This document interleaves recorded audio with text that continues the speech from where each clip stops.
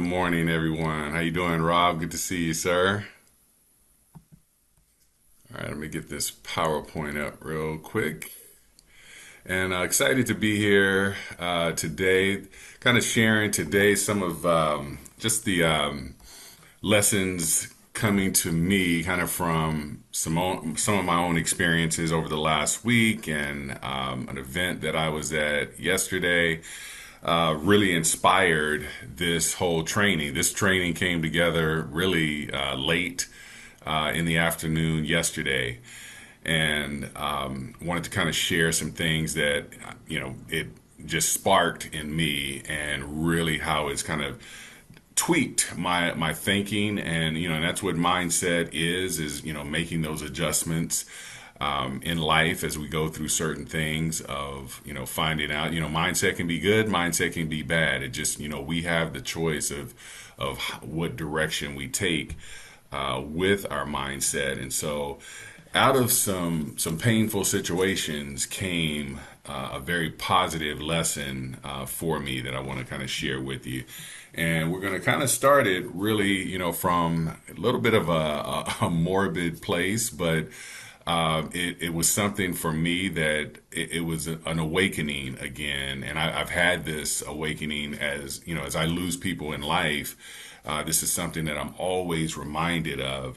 And this kind of comes from more, spent the last week in Denver, where I, lived for 33 years. I had these police luncheons that I do in Denver. So I was there for the whole week doing a police luncheon in every district. And one of the nights that I was there, I spent time with my old partner when I was working in narcotics, and a good friend of mine. We've vacationed together, we've traveled, and we've stayed close even after I retired from law enforcement. And he has been battling cancer really for about 6.5 years or so. And for the last 2 months, has kind of been failing in health. He had a surgery where he was at 130 pounds 2 months ago. When I saw him Thursday night, he was down to 112 pounds. And while, physically he's getting weaker from a spirit level, he is in really great spirits. He's still the same guy that I've always known him to be, one of the kindest people that I know. And it was in that moment that, I just realized, even when you're facing, a demise, and death is right there staring you in the face, you have a choice of how you face it and how you go about it. And it was inspirational to me to see where he was at, with this. And as he continues to fight, and I still believe that he can, he can overcome this, and he hasn't given up. And so that for me was much like, the seeing him fight for his life is like on the day to day of what we're trying to be able to do in life. Are we fighting for success? Are we fighting for our own health right now? And we're going to talk more about that. And then on another aspect, I woke up yesterday getting ready to do this event that I'm going to talk about here in just a minute, and woke up to some alarming news of another friend of mine who, I kind of went through the ranks. He was an attorney. I was a police officer, but I was in the department. He was a public defender. He became a magistrate and a judge, and was one of the longest sitting judges in Denver, and suddenly died on Friday. And the news was in the Denver Post newspaper Sunday morning. And again, that was the first thing that I saw waking up, and it shook me, because this was a guy that he played football at the University of Wyoming. He was just an amazing person. He's only 59 years old. And it was one of those things that really just kind of woke me up once again, because when those things happen, it's kind of a reminder to me. And I take it as a message from God of saying, this Jack Cornfield quote. The trouble is you think you have time. And I think we all go through life thinking, we have a limitless amount of time. We don't concern ourselves with something happening all of a sudden. And the reality of it is it very well can.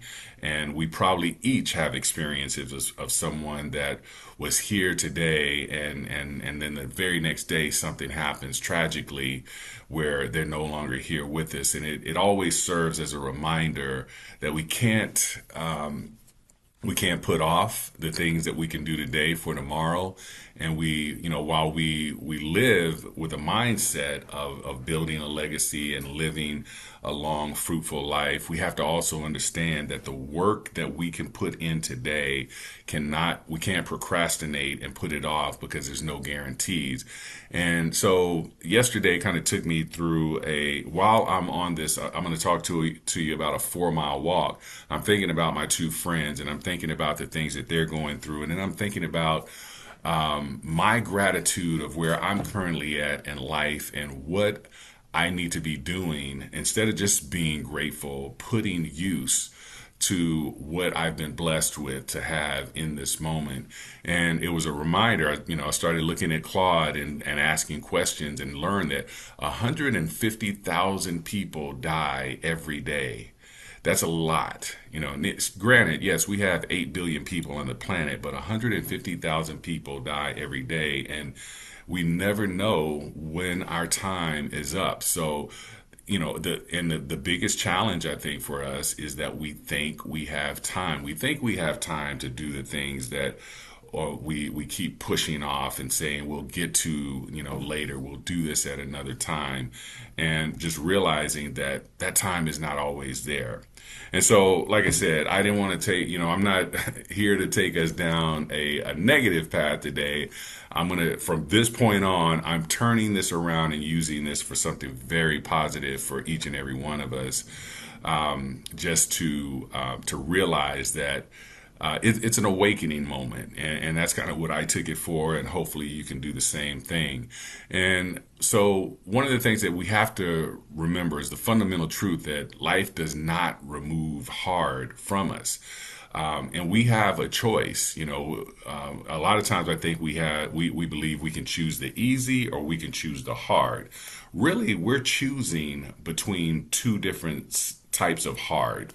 And what I mean by that is, again, we choose when we do the hard, because when we do the hard determines where the easy lies. And what I mean by that is, just from a health standpoint, if we do the hard on the front end, if we do the hard by staying in the gym and being consistent with what we're doing in the gym, and we eat healthy, we're mindful of our nutrition, and that can be hard. When you want the cheeseburger, but you're eating quinoa and, skinned chicken breast instead. When you're in the gym, when you would rather be sitting on the couch watching Netflix, when you're doing those things and you're staying consistent with them, and you create a discipline around that over the course of life, what it does is it makes growing old easier, because if you've taken care of your body takes care of you as you get much older. And then it's also in our financial standpoint of life, if we're looking to build wealth, if we choose to build wealth through the hard work, doing consistent things day after day after day, over time we're going to see that when we get into our older, 65, 70, 75 and more and older, that life becomes easier because we put the work in on the front end, and we don't have the financial stress that we could have. We don't, in the health aspect, we're not dealing with the disease. So, again, this is kind of just taking it from a standpoint of our own personal health. The gym is hard, yes. Being unhealthy is also hard. It's just a matter of when we choose. I remember that show, Super Size Me, about the guy that ate McDonald's for a certain period of time. I don't know if it's 90 days. It wasn't a very long period of time, but it was long enough that in that course of that time he saw, through his lab results, through his physical results of how his health deteriorated because while again, it may have seemed, to some people great to eat McDonald's every day, it wasn't great for his body. But it was is a powerful message for each and every one of us to understand how our, number one, how food affects our health and how doing something, whether good or bad, doing something consistently will ultimately give you the results of what, if it's a good thing, it's ultimately going to give you the results of something good. If it's a bad thing, it's going to ultimately give you the results of something bad. And while it may seem easier, it may seem less hard to eat unhealthy because you're eating the things that you enjoy and you're not pushing yourself to eat, say, the cottage cheese or the vegetables and things of that nature, the things that would be a little bit more hard, and you're not doing the things physically for your body to work out. You will ultimately, pay for those things. And so, with that, the discipline and the consistency of those things is what's going to help to create a better you down the road. So, and I love to use this also from a standpoint of when we're looking at our business. Most of us here, we're in real estate, and when we're thinking about, building success, it's not easy. This industry is not easy. The time that we are in the real estate industry right now is one of the hardest that it's been in probably the last 15, 20 years. Outside of when the market crashed, this is a challenging time for a lot of real estate agents, and we're seeing people that are leaving the industry. They're leaving because they're choosing their hard. This is hard right now. So in many cases, they could be positioning themselves to have to remove themselves from the hard now to have a much harder time in the future. But each and every one of you have decided to stay here and push through the hard of right now. And, again, whether it's making those calls, making those cold calls, making those calls to your sphere, and maybe dealing with rejection and things of that nature.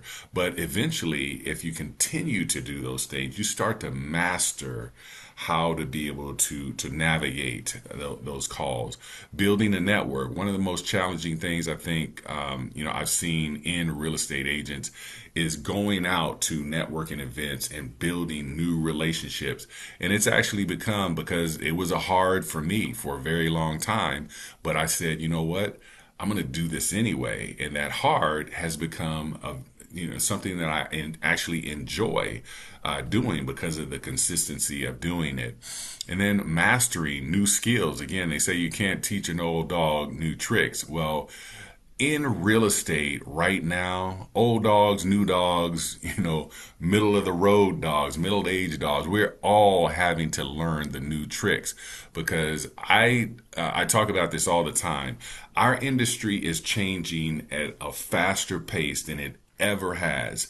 I always equate this to, if you go back to the late 1990s and the early 2000s. See, in the late 1990s, they still had this book that they had all the listings in. I think it was printed out every Monday. I remember as a real estate investor, my agent at the time in about 97 or so found the properties that I was looking to go see in a book. There was no MLS. And then the early 2000s, by the time I got into real estate in 2001, all of a sudden there's this thing called the MLS. And once the MLS was created, you had companies like Realtor.com, Zillow, then Redfin, and all of these Homes.com now that we have. That changed how people look for houses, to the point where I could now just go online and find my own house and call my agent and say, hey, I want to see this house. That change in the early 2000s was one of the biggest shifts in real estate because it allowed companies like Redfin and Zillow and Trulia and all these companies to come up. And now in this mid 2020s that we're in right now, we're seeing another major shift like that's occurring. We're seeing companies that are buying other companies, and the race for market share that's happening in the industry right now. And so I'm taking note of that because I want to be a part of the change and not be left behind. And so even though no one likes change, we like to be consistent in certain things that we do. And when change comes, it's a disruption. But what I realize is with this change that's happening, while it may be hard, I'm going to be a part of the change because I want things to be easier in the future. So that's where, again, we talk about mastering new skills. AI is one of those new skills that we're all having to master. So I want you to think from that standpoint of, what is it that you're doing today to get better for tomorrow? And then leadership, leading with sacrifice. And in many cases, as you start to grow, it's going to require that you're becoming a leader.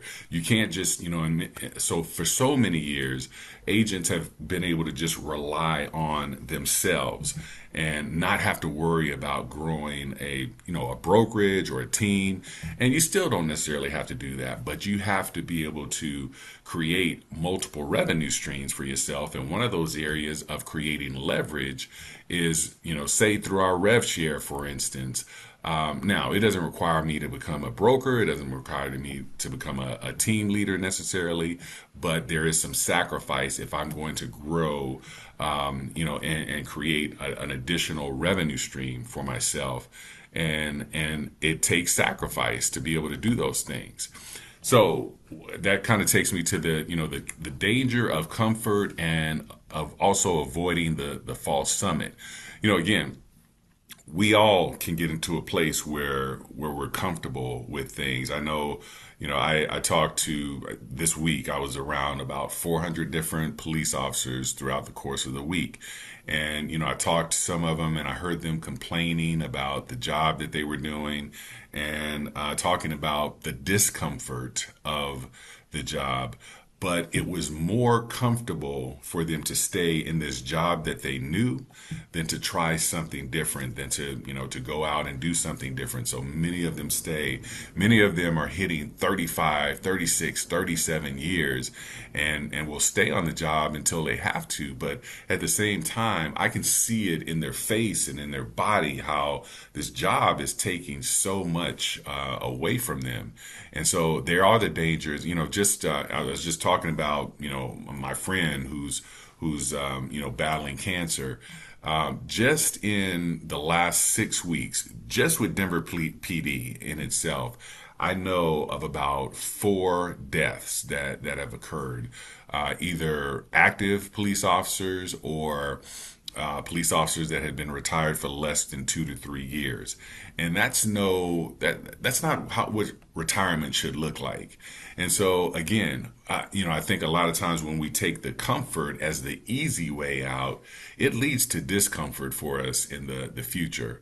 And then the false summit, this is a part of where, we're working and looking to become we have goals. We're looking to excel to the next level in our lives. And sometimes we start to have some success, and we kind of take that success as, okay, we've made it. We've reached the summit. And one of the things that I've kind of learned is there shouldn't ever be a summit. I'm always striving for the next level. Once I reach a certain goal, there's a new goal to go out and reach. And so with that being the case, you have to avoid the false summit. There's those of you that are in Colorado, about the Manitou Incline. It's about 2,700 plus steps on this Manitou Incline. Well, it's about at 2,400 steps there. When you're at the bottom, there's what we call a false summit. It looks like it's the very top. At about 2,400 steps. And it's not until you get to those 2,400, that step 2,400 or so, that you realize, wait a minute, I got another 300 steps to go here. And in many cases, it can be dejecting. It can be like, man, I thought I was there, and no, there's still more to go. And so it can deflate you, to a certain degree. But at the same time, we should have a mindset that we're never going to summit anyway. We're always looking for the next peak. In our, say in our business, and I could say even in health, we're always trying to get a little bit healthier than we were the day before. But I can tell you, particularly for business wise, it's always been important to me to, if I have a goal, great, I reach that goal. What's the next goal, and where do we take it from there? So always striving. And what I want to share with you on how that works is discipline compounds. And what I mean by that, we know and understand compound interest, but I want you to think about discipline and success will also compound much like compound interest does. What I mean by that, I'm going to just give you, just so we have an understanding of compound interest. If you were investing, let's say you started in your 20s investing, and you started with zero, and you got an average return of 10%, and every month you're investing $12,000 into an investment account that's drawing, 10%.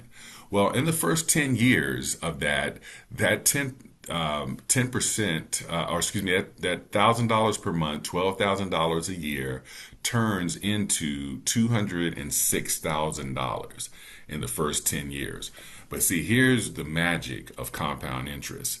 In the next 10 years, from year 10 to 20, it almost quadruples, more than triples, in revenue that you've earned off of it. Same amount of time, 10 years to 10 years, but because of the compound interest, it almost quadruples.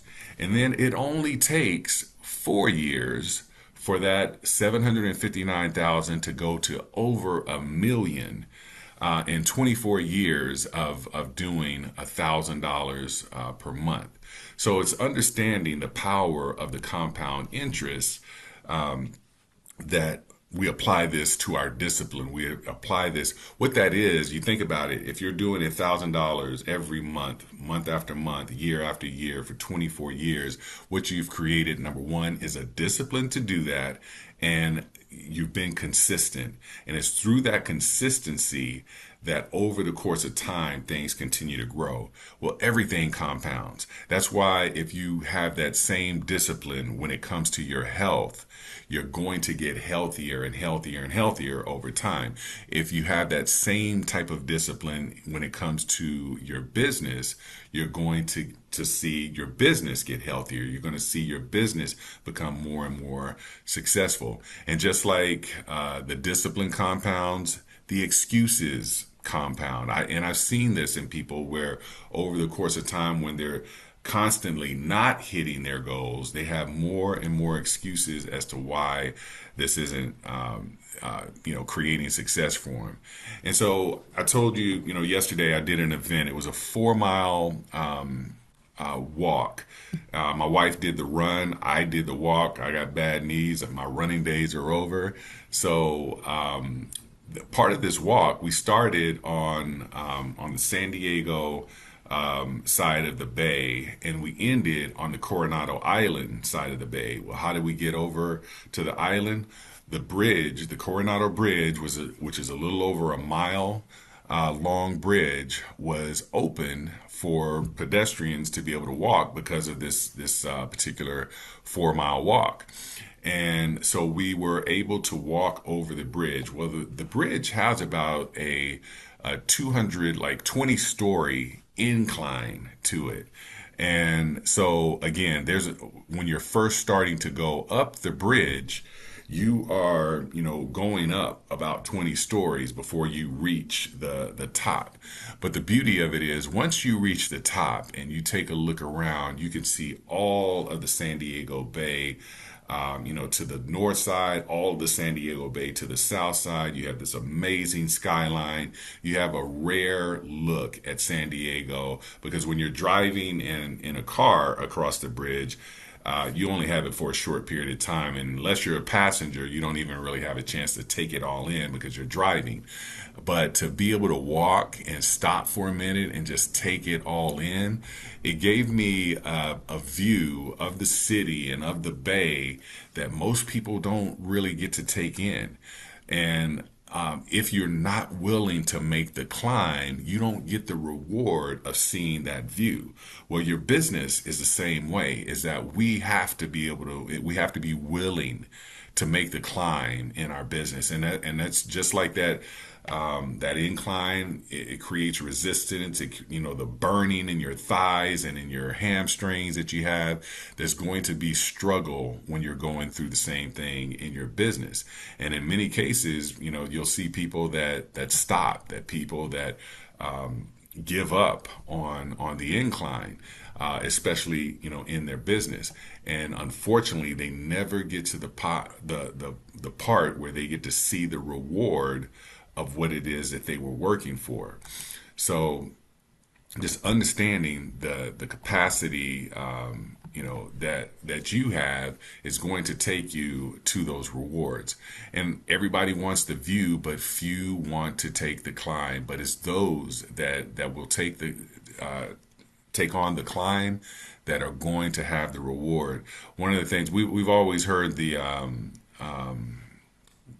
statement that there's plenty of room at the top. See you at the top. There's plenty of room at the top. So before we started the walk yesterday, there's this really nice hotel. It's a Hilton. It sits right on the bay. And my wife and I, we went in there to use the restroom before the walk. And there's some levels to where the restrooms are. What we notice is as soon as you go in, you have to go up an elevator. You're on the first level. And there was a line for the restroom. There was only one restroom in that area, and there was a line out the door for that restroom. And so there's another level. So we went up to that level. We went up to that one. There's also a line, smaller line, but there's still a line. Well, I knew that you could go around the corner, and there's one more escalator that you could go up to the third level. Well, I went to the third level. There were no lines. There were barely any people there, because I was willing to go to the top because I knew there was plenty of room at the top, because most people are going to do what everyone else is doing and kind of stay status quo. And that's why the majority stayed on that first level. There were a few that said, no, I'm going to take it up one more level. And they went to that level, and there was just a few there. But there was, even less that said, you know what, I'm going to take it all the way to the top, keep pushing. And that's where the plenty of room was, at the top. And I can tell you that same thing when we climbed the bridge yesterday. There were a lot less people on the top of the bridge than there were that were down at the beginning, at the start of the race. So understanding that, again, as you continue to strive for success and it elevates you, there's going to be less and less competition. There's going to be less and less resistance, and things, because you did it hard on the first side of it, it becomes easier as you get closer towards the top. And just, a reminder that freedom is expensive. Freedom, and it's expensive not just from a financial standpoint, but it's going to cost you, it's going to cost you some time, maybe sacrificing being on the golf course to working in your business, sacrificing, being able to do, some of the trips and vacations and things with your family on the front end so that you can have the freedom to do those things at a much higher level. Maybe, instead of playing the municipal golf course, you're playing Pebble Beach or you're playing Torrey Pines because of the work that you put in. And in the future, it's putting you in a different place, and then creating the time freedom for yourself. So going from a place of where time is very limited and you don't have a choice of what you're able to do, but finding the time and work and sacrificing what time you do have to positioning yourself in a matter of 4, 5, 10 years of being able to create the time freedom, for yourself. So doing things the hard way now, doing things with discipline, the consistency, and having the resistance and the challenges that come, but knowing that the freedom comes later. So this is, once again, just one of those reminders for myself as I experienced. Like I said, I experienced loss this week. I experienced challenges this week, but always knowing that I'm going to choose the hard for now because I know that it's going to be easier, as I move, further towards my goal. So, again, you get to choose your hard. You can choose the hard of growth, or you can choose the hard of regret. And that regret, like I said, comes much later in life. You can choose the hard of discipline, or you can choose the hard of excuses, which comes again later in life. You feel the results of making the excuses today. You will feel those results in the future. And again, choosing the hard of doing what it takes to have freedom, or doing it easy now and then having limitations later on in life. So again, your future is built on a daily basis. It's what you're doing from a consistent level every day in your business, in your life, that's going to shape what that looks like for you 10, 20, 30 years from now. So it's up to you to choose your hard, understanding that we all go through hard stuff and we all will go through hard stuff. You have to decide when you want to go through it, how long you want to go through it, so that you can get to that point of the reward and having success, in your life. All right, we are a little bit over, but hopefully that was a message that gets you prepared for this week and starts you off with an amazing Monday. So as you're, going through your day, again, you're going to face hard situations.